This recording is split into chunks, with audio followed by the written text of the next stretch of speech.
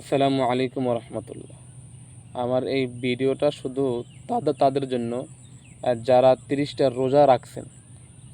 আল্লাহ সুবহানাহু ওয়া তাআলা কাল কিয়ামতের ময়দানে যখন বান্দার নেকির হিসাব নিকাশ করবেন, তখন যখন দেখবে যে ওই বান্দা কোনোভাবেই জান্নাতি হইতে পারতেছে না, তার যত নেক আমল ছিল সব আমল দেওয়ার পরেও তার গুনাহ তার আমলের চাইতে বেশি, তখন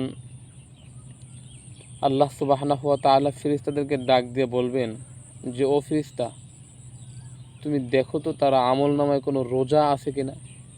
তখন ফেরেশতা বলবে, আল্লাহ, তার আমল নামায় তো অনেক রোজা আছে এবং সেই রোজার নেকি তো আপনি নিজে দিবেন, সেই ওয়াদা আপনি দিয়েছিলেন।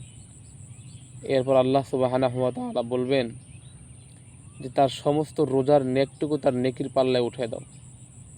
তখন তার নেকির পাল্লায় তার সমস্ত রোজার নেকি, রোজার ফজিলত উঠিয়ে দেওয়া হবে। তারপর তার নেকির পাল্লা ভারী হবে না। এরপরে যখন পক্ষান্তরে আল্লাহ সুবহানাহু ওয়া তাআলা দেখবেন তার ওই বান্দার জাহান্নাম হইতেছে, তখন আল্লাহ সুবহানাহু ওয়া তাআলা বলবেন যে, আমি আল্লাহকে তার নেকির পাল্লায় উঠে দাও, তারপরও আমার এই বান্দাকে কোনোভাবেই জাহান্নামে দেওয়া সম্ভব না।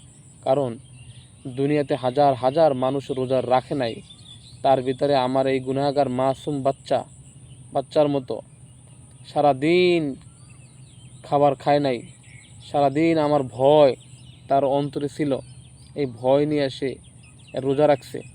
চাইলে সে মানুষের আড়াল হয়ে কোনো কিছু খাবার খাইতে পারতো, কিন্তু আসলে সে খায় নাই। এই জন্য আমি আল্লাহকে যখন ভয় করছি, এই নেকির পাল্লায় আমি আল্লাহকে উঠে দাও, তারপরও আমাকে, আমার এই বান্দাকে খুশি করো, আমার এই বান্দা যাতে করে জাহান্নামে না হয়। আসলে এই ঘটনাটা কিন্তু বিভিন্ন ওলামায়ে কেরামের মুখ থেকে শোনা, তাই আমি আপনাদের মাঝে শেয়ার করলাম। আর রোজার যে একটা ফজিলত, রোজার যে একটা বরকত, রোজার যে নেয়ামত, এটা আল্লাহ তাআলা নিজে হাতে দেবেন, এটা আমরা সবাই জানি। তাই এবছর আমরা যারা রোজা রাখতে পারি নাই, আমরা চেষ্টা করব ইনশাআল্লাহ সামনের বছর রোজা রাখতে।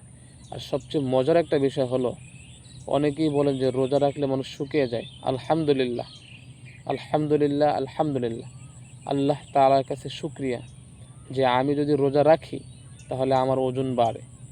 এটা আল্লাহ সুবহানাহু ওয়া তাআলার দয়া, কারণ আল্লাহর দয়া ছাড়া কখনোই সম্ভব না। এবং রোজা রাখলে আমার কাছে ভালো লাগে যে সারাদিনের খাবারের চিন্তা, খাবারের পেরেশানি, এগুলো কিচ্ছু নাই।